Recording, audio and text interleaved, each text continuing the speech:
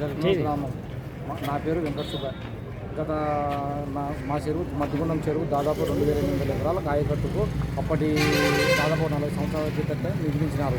కానీ గత 7-8 సంవత్సరాల నుంచి అక్రమ దురాక్రమణగా నానాయకట్టు రైతులు ఈ నానాయకట్టు రైతులు మా చెరువులో అక్రమంగా విద్యుత్ మోటార్లు, జనరేటర్లు, పంపు సెట్లు, ట్రాక్టర్ల ద్వారా అక్రమంగా దాదాపు 6-7 కిలోమీటర్ల దూరాన, అంటే కాలువల ద్వారా కాకుండా చెరువులో స్టోరేజ్ చేసిన వాటర్ని 7-8 కిలోమీటర్లకు పైబడి కొట్టుకుంటున్నారు.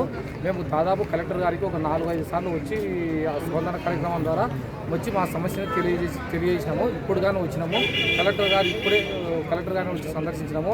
ఆమె ఒక కమిటీ వేసింది మా చెరువు మీద, ఎవరెవరు ఆయకట్టుదారులు, ఎవరెవరు నాన్న ఆయకట్టుదారులు. ఆ కమిటీ వచ్చి మధ్యాహ్నం వచ్చి మధ్యాహ్నం ఎవరు నిజమైన ఆయకట్టు రైతులు, ఎవరు నిజమైన నాన్న ఆయకట్టు రైతులు అని ఆమె సమస్యను వివరించి పైకి తీసుకుపోయి తగిన న్యాయం చేస్తామని మా కలెక్టర్ హామీ ఇచ్చారు. నానాయకట్టు రైతులు అయితే అక్రమంగా తరలించి మా మీదనే ఆయకట్టు రైతులపై గొడవకు దిగుతున్నారు. నానాయకట్టు రైతులు అనగా చింతపల్లి, సింగేసుల, కాజీపేట ఈ 3 గ్రామాల రైతులు నానాయకట్టుదారులు.